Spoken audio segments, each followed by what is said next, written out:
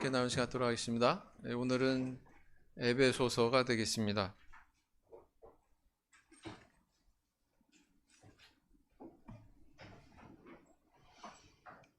에베소서의 제목은 수신지명을 따서 지어진 것이죠.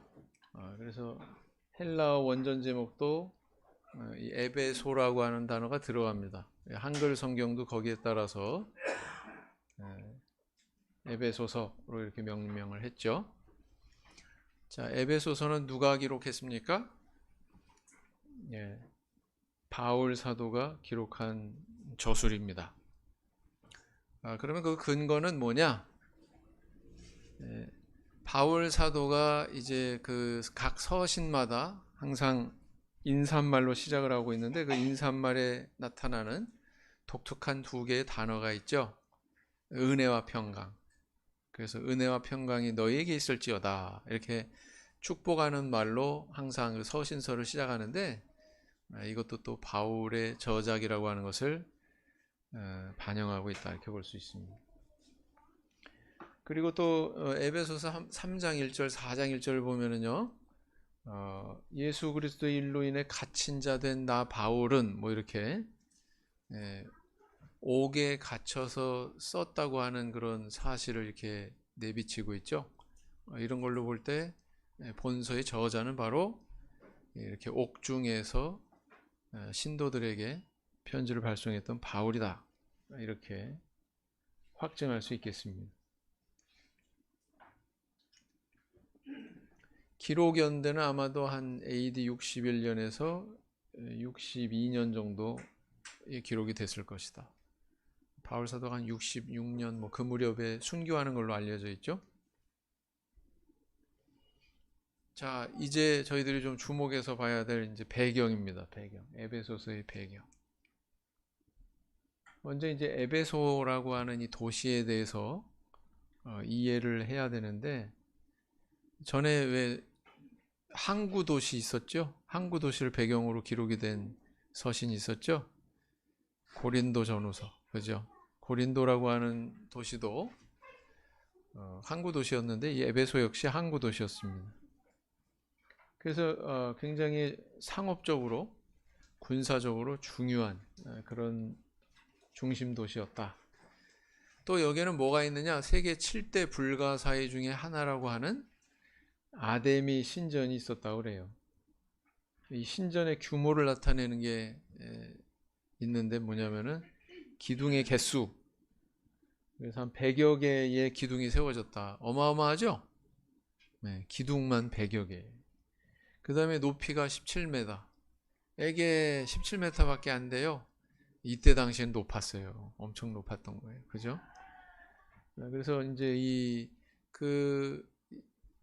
신전이 있는 그 앞들에까지 이렇게 다 포함하면 한 5만 명 정도 되는 사람도 수용할 수 있는 그런 규모의 신전이었다. 이렇게 볼 수가 있습니다. 이 에베소라고 하는 이 도시는 또 계시록에 보면 아시아 7교회 중에 가장 첫 번째로 등장하는 교회가 에베소 교회죠. 그죠? 에서버두 사빌라 이렇게 나가잖아요. 그죠? 그래서 이제 에베소 교회가 제일 처음 나오는데 그 위치가 바로 여기 있습니다. 바다에서 상당히 가깝구나. 지금은 멀어졌어요. 옛날에 근데 이 도시까지 물이 들어왔습니다. 지금은 수킬로 밖에 바닷물이 지금 빠져 있어요. 지금은 그렇지 않습니다. 근데 이 에베소 도시가 이때만 해도 이 로마 제국에 소속한 그런 도시 중에서 네 손가락 안에 들어갔다. 에베소라고 하는 도시가. 그러니까 얼마나 이 도시가 그 중요하고 큰 규모의 도시였는지 아시겠죠? 네. 그래서 이 도시의 그런 모양을 보면 과거에 이렇게 항구가 도심지까지 이렇게 들어왔던 것을 알 수가 있어요. 이게 물이 여기까지 이렇게 들어와서 도시에 항구가 있었는데 지금은 이게 없습니다. 저만치 수키로 바깥에 나가 있죠. 그래서 여기 보면은 뭐 경기장도 있고 운동장도 있고 극장도 있고 목욕탕도 있고 요거는 그 지금 현재 유적이 그냥 요대로 다 남아 있습니다. 고대 유적이. 근데 여기서 주목해 볼 거는 저 오른쪽 끝에 뭐가 있어요? 네, 아데미 신전이 저기 있죠. 네. 역시 고린도뿐만 아니라 이 에베소라고 하는 도시도 우상 숭배가 대단히 만연했던 그런 도시다라는 것을 알 수가 있습니다. 이곳은 어디냐면은 지금 가면은 이런 폐허가 된 유적만 있는데 이게 도서관 유적입니다. 도서관. 그래서 이 도서관이 셀수스라고 하는 이름을 가진 도서관인데 아마도 그 사도행전 19장에 있는 두란노 서원 나와요, 안 나와요? 사도행전 19장에 보면 두란노 서원, 그 두란노 서원의 후신이 이 셀수스 도서관이 아닌가. 거꾸로 얘기하면 셀수스 도서관의 전신이 두란노 서원이 아니었나 이렇게 추정을 합니다. 왜냐하면 두란노 서원은 지금 없거든요. 아무리 찾아봐도 없습니다. 그래서 그렇다. 읽어보겠습니다. 시작. 어떤 사람들은 마음이 굳어 순종치 않고 무리 앞에서 이 도를 비방하거늘 바울이 그들을 떠나 제자들을 따로 세우고 두란노 서원에서 날마다 강론하여 그랬어요. 그래서 바울 사도가 소수의 요 위에 어떤 내용이 나와요? 너희가 믿을 때 성령을 받았냐? 아니 우리 성령이 있음도 듣지 못했는데. 그래가지고 에베소 제자들한테 세례 베풀고 안수해서 성령까지 받게 하는데 12사람쯤 되니라 그랬죠? 많아요 저거 12사람. 여러분들보다도 적네요. 그죠? 그 소수의 인원을 가지고 날마다 강론하면서 자기 개그를 다 쏟아부었던 그 장소가 어디다? 예? 에베소 교회, 에베소 시 안에 세워진 교회인데 어디서 활동했어요? 에베소 회당이 없어. 이때는 어디에서 활동했어요? 유대교 회당에서 떨어져 나와가지고 두란노 서원 가가지고 거기서, 그죠? 네. 그러니까 새빵살이 한다고 너무 서러워하시고 그러면 안 돼요. 사도시대 때에는 사실 회당도 없었다. 그게 현실이었다. 그래서 이제 이 그 아데미 신전 복원도입니다. 이랬다. 여기에는 그 아데미 신전이니까 당연히 신이 있었겠죠. 이 아데미 신은요 로마에서는 다이아나로 하고요 외모도 좀 틀려요.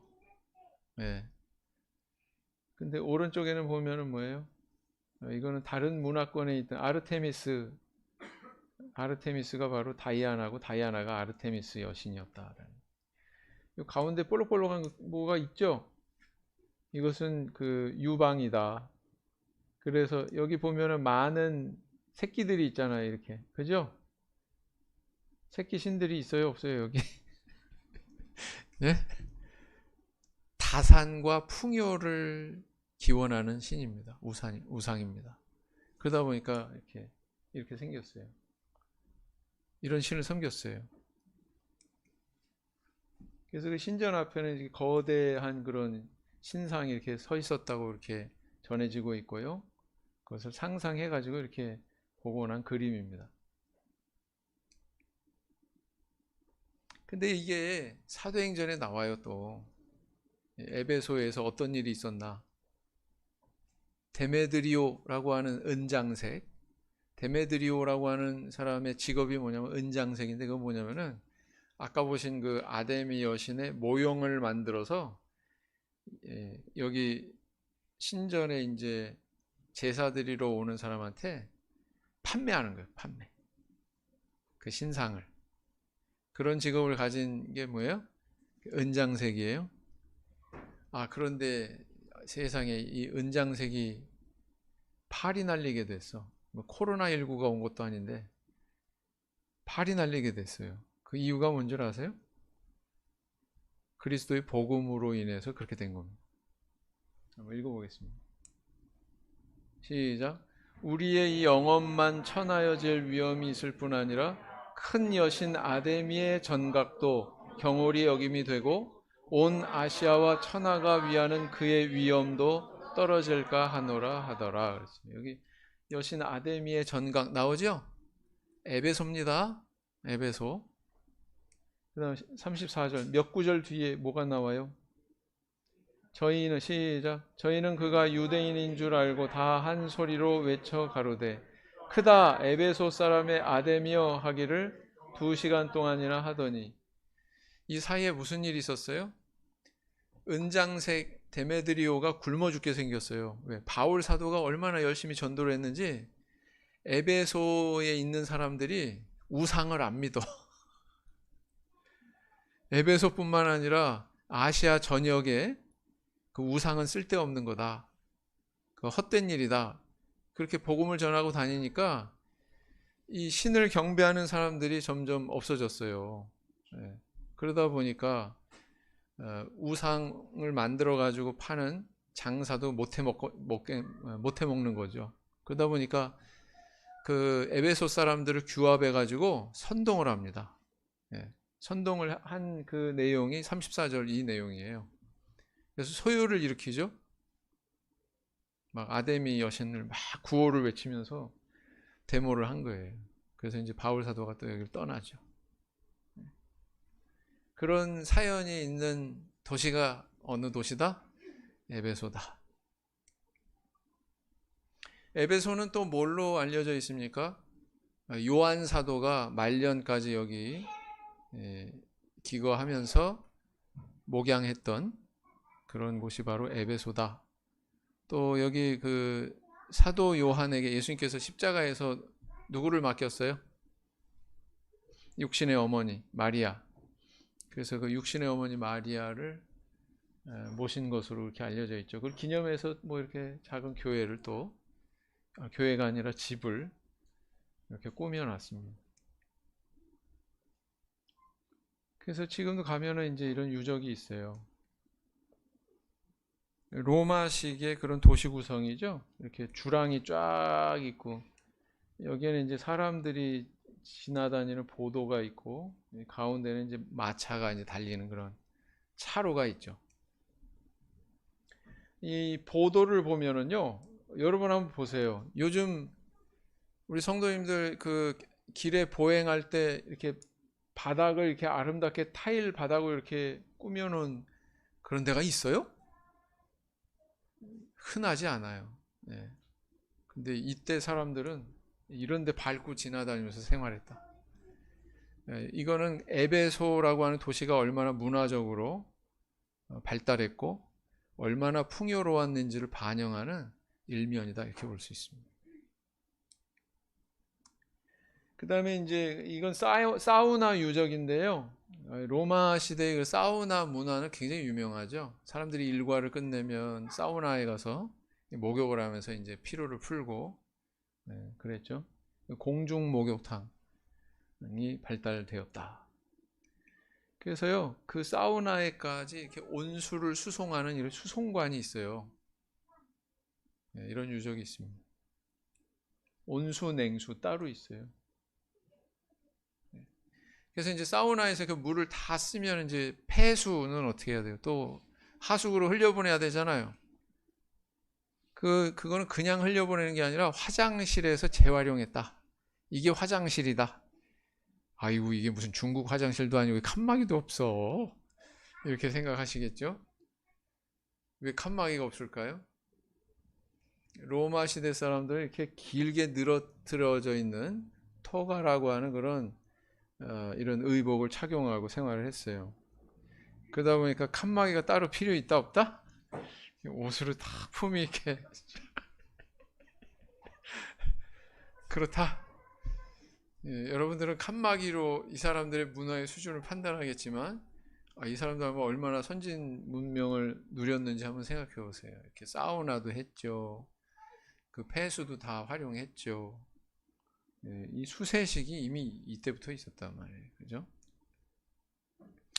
그 다음에 이제 1400명을 수용할 수 있는 오데이온. 이거 로마식의 도시 건설이 된 곳은 다 이것들이 들어가 있어요. 막 여기서 막 연극도 하고 막. 네? 네. 그랬단 말이죠. 배우들이. 그래서 이제 보통 곱하기 10을 하면 그 도시의 인구 규모가 대충 나온대요. 곱하기 10을 하면은 예. 얼마예요? 14,000인데 너무 적다. 예. 최대로 많았던 그 시기에는 20만까지. 에베소의 도시의 인구가 몇 만까지요? 20만까지 다다르기도 했답니다. 엄청나죠? 지금 규모로 해도 이 천안이 몇십만이죠? 네? 아산까지 합하면 100만 됩니까? 거의 육박하죠. 네.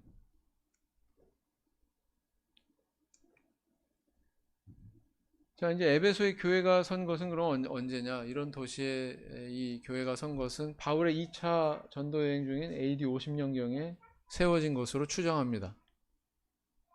그 다음에 이제 그 2차 선교 여행지가 어디였어요?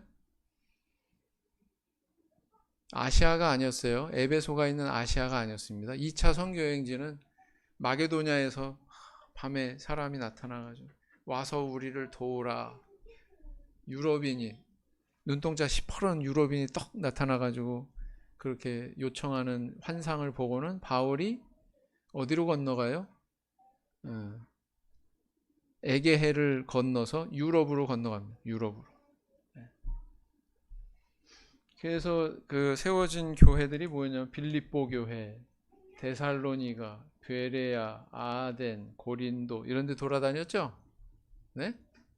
그리고 나서 어디로 가요? 유대로 가는데 꼭 거쳐가는 데가 있어.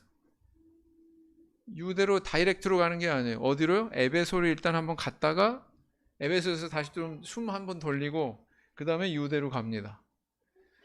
유대에서 또 이쪽에 그 서쪽으로 유럽으로 가려면 어디로 와요?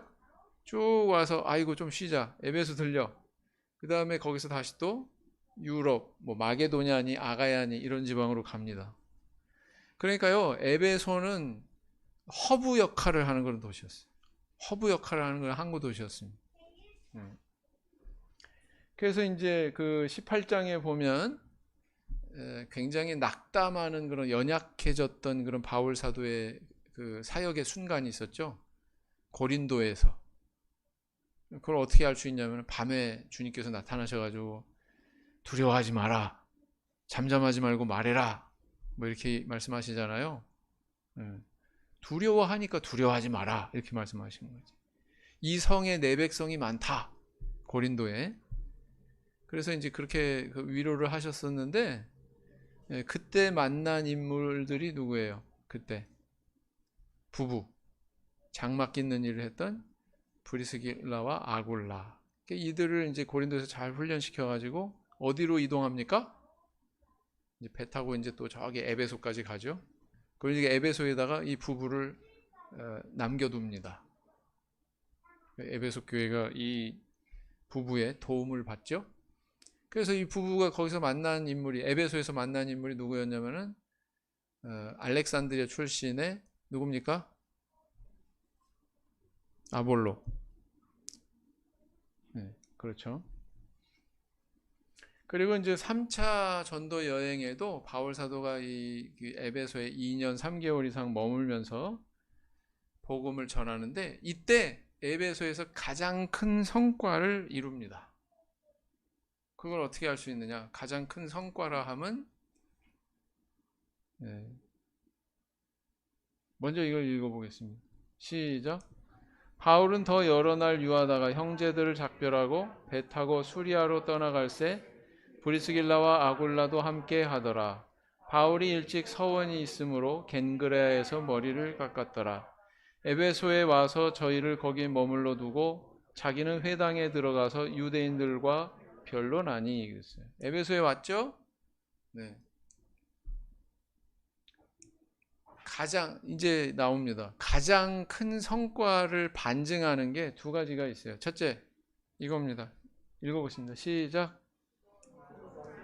행하던 많은 사람이 그 책을 모아 가지고 와서 모든 사람 앞에서 불사르니 그 책값을 계산한즉 은 5만이나 되더라. 아까 제가 12명 정도밖에 안 되는 소수의 제자들을 데리고 유대교 회당에서 나와가지고 두란노 서원에 들어가서 가르쳤다고 그랬잖아요. 그렇게 시작했어요. 그래서 날마다 강론했다 그랬는데 나중에 어떤 일이 일어나냐면은 이 바울의 손에 의해서 희한한 그런 기적들이 일어나죠. 그래서 예수 안 믿는 사람도 막 바울의 믿는 예수 이름을 빙자해서 막 귀신을 명하기도 하고 이런 일이 일어나죠. 네. 사람들이 그걸 보고는 야, 이 종교야말로 이 종교가 숭앙하는 저 신이야말로 진짜 신이다. 우리가 가지고 있는 이 저기 그 마술에 관련된 이런 책 다 헛된 거야. 그래가지고 우상 숭배 관련된 마술하는 그런 책을 불살라 버리는 그런 그 성경의 분석행위 사건이 나타나죠. 네? 그게 이겁니다. 그래서 책값을 계산한 즉 은 5만이나 되더라. 이렇게 기록할 정도로 엄청난 분량의 책을 사람들이 다 불살라 버렸다는 거예요. 여러분 아까 셀수스 도서관 보셨잖아요. 그죠? 그 안에는 뭐 유익한 책도 있었겠지만 아마 그런 안 좋은 우상숭배와 관련된 책도 많았었겠죠. 근데 그런 것들의 헛됨을 이들이 받아들이고 불살라 버렸다는 거예요. 이건 뭘 의미합니까? 많은 사람들이 바울이 전파했던 예수 그리스도를 인정하는 그런 사람들이 많아졌다는 거죠. 예수 그리스도를 믿는 이 신앙에 대해서 인정하는 사람들이 많아졌다는 거죠. 네. 그걸 의미하는 겁니다. 그리고 또 아까 데메드리오 은장색 이야기 나왔잖아요. 그 사람의 대사 중에 또 이게 나와요. 아까 27절 읽었는데 지금 26절이에요. 이 바울이 에베소뿐 아니라 거의 어디라고요? 아시아 전부를 통하여 허다한 사람을 권유하여 말하되 사람의 손으로 만든 것들은 신이 아니라 하니 이는 그대들도 보고 들은 것이라. 그대들은 누구냐면 그 데모하는데 모여든 군중들, 에베소의 군중들. 그들한테 이렇게 연설하는 거예요. 데메드리오가. 여러분 이걸로 봐서 야 대단하다. 그때 당시에 이 복음이 에베소뿐만 아니라 그 아시아 전역에 이게 다 점령하다시피 이 복음이 퍼져 나갔구나. 천안의 이 참회수 교회가 쌍용동뿐만 아니라 뭐 두정동, 불당동 할 것 없이 막 아산까지 뻗어 나갔다. 뭐 이렇게 비유할 수 있는 거예요, 그죠? 네, 그런 미래가 머지 않을 걸로 믿습니다. 네, 아멘 너무 조그맣게 하시네. 네, 마음속으로 크게 하셨을 걸로 저는 생각이 돼요. 네.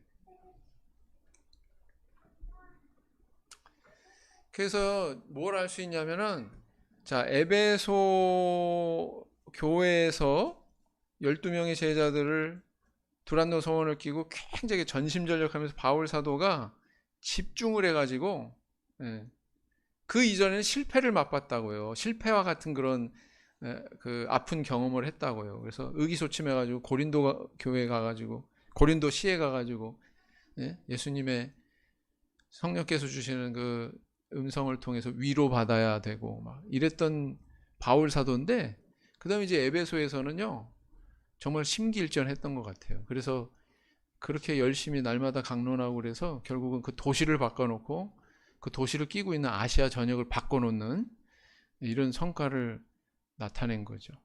네. 자 그러면 이 에베소서에는 어떤 기록이 되었을까 한번 이제 생각을 해보자고요. 신앙의 어떤 옅은 수준의 내용이 있을까요? 아니면 신앙이 아주 고고하고 높은 수준의 내용이 있을까요? 잘 배웠잖아요. 에베소 제자들이 잘 배웠잖아요. 그러면 기초적인 거 얘기했을 리는 없고 또 엄청난 그런 성과가 나타나면서 신앙의 어떤 궤도에 올랐잖아요. 그죠? 그러면은 거기에 걸맞게 굉장히 깊은 내용을 여기 기록하고 있겠죠. 에베소에. 그죠? 그래서 에베소서가 한없이 깊어요. 그래서 에베소서 기록 목적은 뭐냐? 일단 이제 이거 에베소서는요. 에베소 교회만 보낸 게 아니라 아까 그 아시아 7교회들을 봤잖아요. 에서, 버도, 사벨라 뭐 이렇게 쭉 흩어져 있는 그런 교회들이 돌려가면서 읽었던 그런 회람용 서신이었을 것이다 이렇게 추천합니다. 왜냐하면 이제 수신자 대상을 뭐 에베소 교인들이요 뭐 이런 표현이 안 나오거든요. 그런 표현이 그렇게 안 나옵니다. 그래서 그 에베소를 겨냥해서 썼지만 바울 사도는 이제 이게 회람 서신이 될 걸 알고 있었기 때문에 아시아에 있는 그런 여러 교회들을 겨냥해서 썼을 것이다 라는 거죠. 그래서 이제 이 터키, 지금 현재 터키, 소아시아 지방에 세워진 교회들은 대부분이 다 출신이 이방인들이에요. 이방인들이 유대인들 보는 성경, 구약 성경에 대해서 잘 알아요? 잘 몰라요? 잘 몰라요. 그죠? 그런데 이제 이 이방인 출신 성도들에게 이런 어떤 배경에 대해서, 구약의 어떤 배경에 대해서까지 설명하면서 어떻게 이 구원의, 하나님의 구원의 계획이, 구속사가 너희 이방인들에까지 미쳤는지 그 과정을 쭉 이렇게 설명을 해주고 있다라는 것입니다. 그래서 그것을 설명하기 위해서 이것을 기록하고 있다라는 거죠.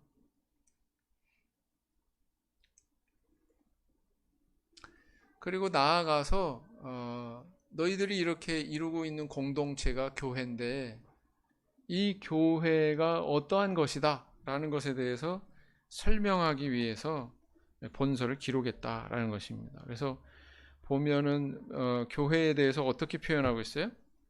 뭐 그리스도의 몸이다 이렇게 표현하기도 하고, 뭐 그리스도의 권속이다 이렇게 표현하기도 하고, 그죠? 그다음 또 어떤 표현이 있습니까? 하나님의 거하실 처소다 이런 표현도 있고, 또 그리스도의 신부다 이런 표현도 있죠. 또 하나님의 전이다 이런 표현도 있고, 다 교회와 관련된 표현인데 그런 것들은 다 이 교회관을 심어주기 위해서 기록하고 있다 이렇게 볼 수가 있습니다. 그 다음 또 하나는 이제 그리스도 안에서, 이런 표현이 많이 나오죠. 그리스도 안에서, 주 안에서, 예수 그리스도 안에서 이런 표현이 나오는데 그 안에서 만유를 통일하시는 것을, 그런 하나님의 목적을 설명하기 위해서 기록하고 있다. 만유가 뭐예요? 만물, 온 우주 만물. 이거 굉장히 그 고고한 그런 주제예요. 만물에 대해서, 이 우주에 대해서 막 언급하고 있다? 굉장히 어렵죠. 어려운 문제죠. 그런 걸 여기서 다루고 있다는 거예요, 에베소서에서. 그러니까 깊죠.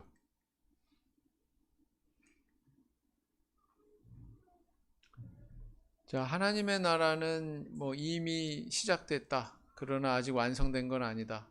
그 사이에 끼인 것이 바로 뭐냐면 교회다 이렇게 볼 수 있죠. 지금 지상에서 우리가 누리고 있는 교회가 말하자면 우리가 장차 누리게 될 저 천국과 결부되어 있다. 이 땅에서의 천국을 누리지 못하면 저곳에서의 천국도 없다. 이 땅에서 내가 이루고 누리는 만큼 저곳에서 나에게 주어질 기업과 누릴 천국이 완성된다라는 것이죠. 그래서 교회는 또 어떤 곳이냐? 그것은 뭐 이방인이든 뭐 유대인이든 이런 구별이 있다 없다? 그런 구별이 없다. 하나님께서 이 둘을 하나가 되게 하셨다. 또 이런 말씀을 가르치고 있습니다. 그래서 교회는 어떤 곳이냐? 또 어떻게 표현하고 있습니까? 인간과 하나님과의 화목이 이루어졌고, 또 그로 인해서 인간과 인간의 화목이, 구체적으로 얘기하면 유대인과 이방인이 화목하게 되는 그런 어떤 수직적인 관계, 수평적인 관계가 서로 통하게 되는 그런 곳이 바로 교회다.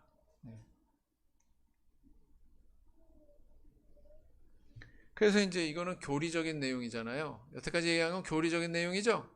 하나님께서 우리에게 이루신 것, 교리적인 진술이다. 그 다음에 뭐예요? 에베소서에서도 하나님께서 이렇게 우리한테 은혜를 주셨으니까 너희들은 이렇게 이렇게 행해라, 너희들은 이렇게 이렇게 살아라 하는 그런 내용에 대해서 또 저희한테 전달하고 있습니다. 에베소서의 특징, 그리스도 안에라고 하는 표현이 서신서 164회 중에 35회가 에베소서 그 짧은 6장밖에 안 되는데 집중적으로 나타납니다. 찾아볼까요? 그리스도 안에서 얼마나 많은지 펴보시겠습니다.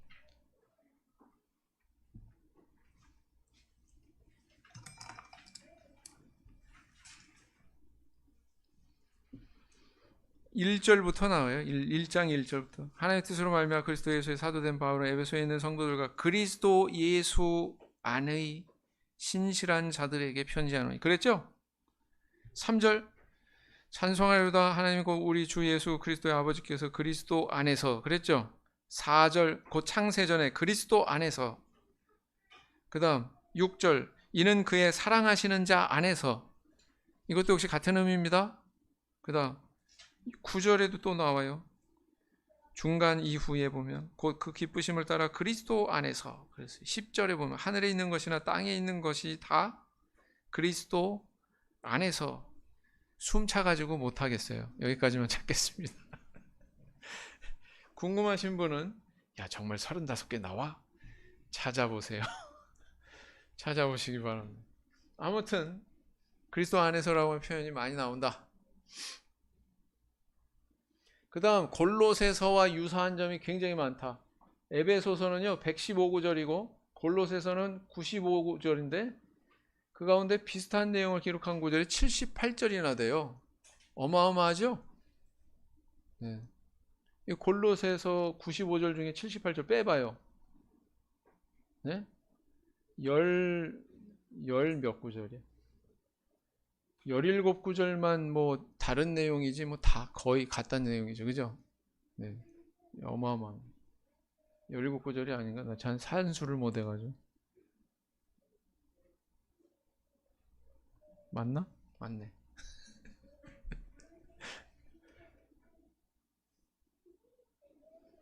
근데 차이가 있다. 에베소서는 그리스도의 몸, 교회에 대해서 강조하는 반면 골로새서는 교회의 머리 되시는 그리스도에 대해서 이야기하고 있다. 이건 골로새서 할 때 또 다룰 거예요. 아무튼 그렇다. 그래서 에베소서와 골로새서의 동일한 내용, 거의 내용이 같아요. 구절의 내용이 같아. 그런 것들을 비교하면 이렇게 많다. 아무튼 많다. 궁금하시면 제가 간 다음에 이 컴퓨터를 뒤지셔서 PPT를 떠가시기 바랍니다. 그래서 에베소서 내용은 뭐 이런 것들이 있습니다. 중요한 건 맨 마지막에 에베소서를 여는 열쇠. 그리스도 안에서 이루신 것 뭘까요? 그리스도 안에서 이루신 것 구속 곧 죄사함을 받았으니 그랬잖아요. 그리스도 안에서 우리를 죄사함의 은혜를 받게 하셨다. 그리스도 안에서 약속의 성령으로 인치심을 받게 하셨다. 그리스도 안에서 선한 일을 위하여 지으심을 받게 하셨다. 중요한 이제 포인트들만 여기서 짚는 거예요. 그리스도 안에서 서로 연결하여 성전이 되어가게 하셨다. 뭐 이런 내용들을 쭉 이야기하고 있습니다. 뭘 할 수 있어요? 야, 그리스도 안에서라고 하는 게 굉장히 중요한 표현이구나. 중요한 관념이구나. 바울 사도는 이것을 계속 강조하고 있구나. 왜 강조할까? 그죠? 왜 강조할까요? 자, 두 번째, 연결되니까 이거 마저 이야기하고 교회를 통한 만물의 통일을 이야기하고 있다. 교회는 아까 말씀드린 대로 뭐예요? 하나님과 인간, 인간과 인간, 인간과 피조물 사이에 화목의 관계를 회복하는 것을 지향하죠. 예수님이 십자가를 통해서 이루신 게 바로 그것을 겨냥하는 거니까 그걸 구체화한 것이 바로 교회다 이렇게 볼 수가 있는 거죠. 교회를 통해서. 그래서요 이 사도시대 때 유대인이나 헬라인이나 종이나 자주자나 여자나 남자나 다 그리스도 안에서 하나다 이렇게 얘기하는 거는요, 이건 그 시대의 어떤 문화를 완전히 초월한 대단히 고고한 사상이었어요. 오늘날에도 뭐 민주주의를 부르짖는 사회 안에서도 남녀 평등이 안 되니까 남녀 평등해야 된다 얘기 나오잖아요. 맞죠? 근데 이때는 뭐예요? 교회 공동체 안에 차별이 없었어요. 남녀 간에. 그렇게 민주주의 발달했다고 하는 미국에서 사실은 백인 우월주의 뭐 이런 게 있어가지고 흑인은 뭐 18% 정도밖에 안 된다고 해요. 전체 인구에. 그러니까 맨날 뭐 백인이 40%라고 그랬던가? 나머지가 뭐 백인이 60%인가? 그리고 나머지가 히스패닉 뭐 다른 다인종 국가잖아요. 그죠? 네. 그 맨날 뭐 흑백 뭐 우리는 평등해 뭐 민주주의가 부르짖는데 모순되는 게 뭐냐면은 그 인종차별주의 있어요 없어요? 그 나라에 있잖아요. 근데 우리 사도시대 때 우리 교회 공동체 안에는 그런 뭐 유대인이나 헬라인이나 이런 차별이 있어요 없어요?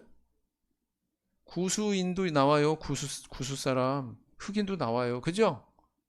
교회 공동체는 다 하나 되는 이건 엄청난 사실이라고요. 정말 엄청난 사실이에요. 그때 당시에 뭐 종이나 자주자나 뭘 의미합니까? 종이나 자주자나 고용주, 피고용주, 피고용인, 고용한 사람, 오우너, 그다음 고용돼가지고 일하는 뭐 월급쟁이 차별이 없다는 거예요. 그래서요 기독교인들을 향해서 오해했대요. 뭐라고요? 쟤네들은 야만이냐? 왜? 야 어떻게 종들하고 같이 밥을 먹냐? 그런 사회에서 바울 사도가 이런 이야기를 했다는 게 이거 엄청난 거예요. 엄청난 그 시대의 문화를 뛰어넘는 엄청난 사상입니다. 그렇죠? 지금 우리 천안교회는 또 우리 필리핀에서 시집 오셨던가? 네. 다문화 가정 이런 분들도 많이 전도돼서 그런 사람들 이렇게 잘 끌어안아서 선교가 됐으면 참 좋겠습니다. 그죠? 그럼 또 그 나라까지도 또 연결해가지고 또 전도되고 그럴 수도 있을 거예요. 네. 그런 정신이 흘러야 되는 게 어떤 것이다? 교회다. 네. 그런 것이 교회다라는 겁니다. 자, 읽어보겠습니다. 시작. 우리가 그리스도 안에서 그의 은혜의 풍성함을 따라 그의 피로 말미암아 구속 곧 죄 사함을 받았으니 하늘에 있는 것이나 땅에 있는 것이나 다 그리스도 안에서 통일되게 하려 하심이라. 잘 읽었어요. 찬이. 또 그 안에서 너희도 진리의 말씀 곧 너희의 구원의 복음을 듣고 그 안에서 또한 믿어 약속의 성령으로 인치심을 받았으니. 또 우리는 그의 만드신 바라 그리스도 예수 안에서 선한 일을 위하여 지으심을 받은 자니 이 일은 하나님이 전에 예비하사 우리로 그 가운데서 행하게 하려 하심이니라. 그랬어요. 시작. 그의 안에서 건물마다 서로 연결하여 주 안에서 성전이 되어가고 그다음 하나님도 하나이시니 곧 만유의 아버지시라 만유에 계시고 만유를 통일하시고 만유 가운데 계시도다. 그래서요 교회라고 하는 게 보통 기구가 아니구나. 하나님께서 설립하신 이 기구는 얼마나 그 우주적이고 포괄적이고 포용적이고 그런 특징을 가진 그런 공동체가 아니구나. 보통 그런 특징을 가진 공동체가 아니구나. 이걸 알 수가 있죠. 그죠? 그래서 후반부에 가면 그런 교회에 대해서 쭉 설명하다가 후반부에 가서는 뭐가 나오냐면 너희들이 이러이러한 부르심에 합당하게 행해라. 전에도 얘기했지만 교리적인 진술이 나온 다음에 로마서에서도 마찬가지였잖아요. 후반부에는 윤리적인 진술이 나온다고 그랬잖아요. 에베소서 똑같아. 그래서 기독교 신앙은요. 무슨 뭐 하나님께서 선택하셨으니까 뭐 무슨 짓을 해도 뭐 구원받을 수 있어? 뭐 이런 정신없는 얘기 하는 사람들이고요. 성경을 보면 절대로 그렇게 돼 있지 않습니다. 성경을 보면 절대로 그렇게 돼 있지 않아요. 어떤 그 믿음의 관념과 우리 육신의 실천을 분리하고 있지 않아요. 둘은 긴밀하게 연결되어 있습니다. 그러니까 너희들이 이렇게 구원받았으니까 이렇게 살아야지, 항상 이렇게 나갑니다. 아시겠죠? 네. 이걸 벗어나면 그게 이단이에요. 자신 있게 얘기합니다. 이게 연결되어 있는데 이걸 벗어나면 이단이에요. 자, 그래서 그 뭐 빛의 자녀들처럼 행하라, 뭐 이렇게 주 안에서 빛이라 빛의 자녀들처럼 행하라, 쭉 이제 내용이 나와요. 술 취하지 마라, 뭐 방탕한 것이니 성령의 충만함을 받아라. 그리고는 나중에 뭐가 나오냐면 이게 5장 22절부터 읽어보겠습니다. 시작. 아내들이여 자기 남편에게 복종하기를 주께 하듯 하라. 에베소 5장 25절 시작. 남편들아 아내 사랑하기를 그리스도께서 교회를 사랑하시고 위하여 자신을 주신 것 같이 하라. 이거는 어떤 관계예요? 부부 관계. 부부 윤리를 논하고 있어요. 그 다음 자녀들아 나오죠. 또 아비들아 나와요. 뭘 다루고 있어요? 가정의 윤리를 다루고 있어요. 맞죠? 그 다음 세 번째 6장 5절 6장 9절에 가서 종들아 상전들아 이렇게 나와요. 뭘 의미하고 있어요? 사회 윤리를 다루고 있어요. 고용주와 피고용인의 관계 뭐 이런 것들을 다루고 있어요. 그렇죠? 네. 바울 사도가 이렇게 그래서 우리의 그 그리스도인으로서 부르심을 받은 것에 합당한 행위가 어떤 영역에서 이루어져야 되는지에 대해서 우리는 이제 딱 방향이 잡히는 거죠. 가정에서, 그죠? 또 부부간에, 먼저 부부간에, 그다음 가정에서, 사회에서 이렇게 확대되는 거죠. 맞죠? 그래서 그런 것들을 우리가 주목해 볼 수가 있다.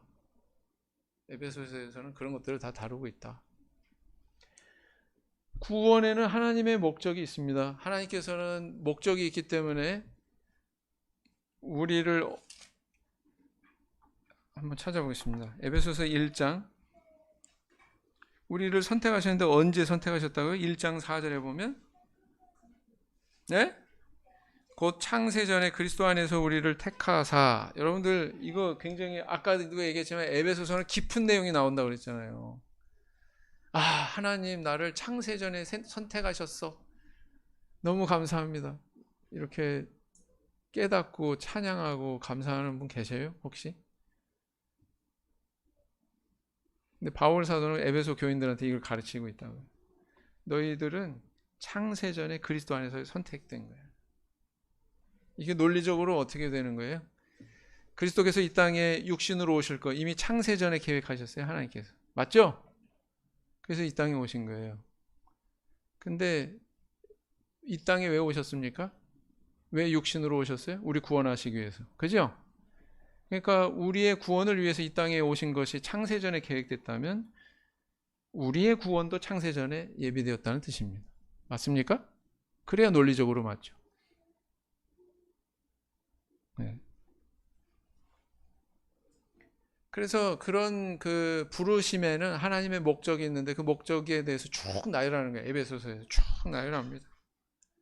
영광을 찬미하게 하시려고 또 만물이 통일되게 하시려고 영광이 찬송이 되게 하시려고 은혜의 풍성함을 나타내려 하시려고 선한 일을 우리가 나타내게 하시기 위해서 둘이 성령, 이 둘은 뭐예요? 유대인, 이방인 성령 안에서 아버지께 나아가게 하시기 위해서. 네. 이게 왜 또 나와? 네. 비밀의 경륜을 드러내시려고 만물을 충만케 하시려고 뭐 이런 것들이 목적이다 밝히고 있습니다. 그래서 하나님의 구속의 특징은 뭐냐면 여기 특징이 통일이고 통합이고 소통하게 하고 화목하게 하는 거예요. 다 같은 개념입니다. 마귀의 역사는 어때요? 분열하게 하고 분리하게 하고 파괴하고 그죠? 네. 커다란 관점에서 보면 아 이게 하나님의 역사구나. 아 이건 마귀의 역사구나. 뭘로 알 수 있어요? 아 이게 통합하고 통일하고 화목하고 아니면 분리하고 분열하고 파괴하고 그걸로 분별할 수 있다. 교회는 우주적인 통일의 구심점이다. 네. 만물을 충만케 하시는 그의 몸이다. 그렇게 얘기하고 있죠. 성전이다. 또 신부다. 교회는 그리스도의 정병이다. 또 이렇게 이야기하고 있습니다. 그 다음 부르심에 합당하게 행하라. 아까 얘기한 대로 뭐예요?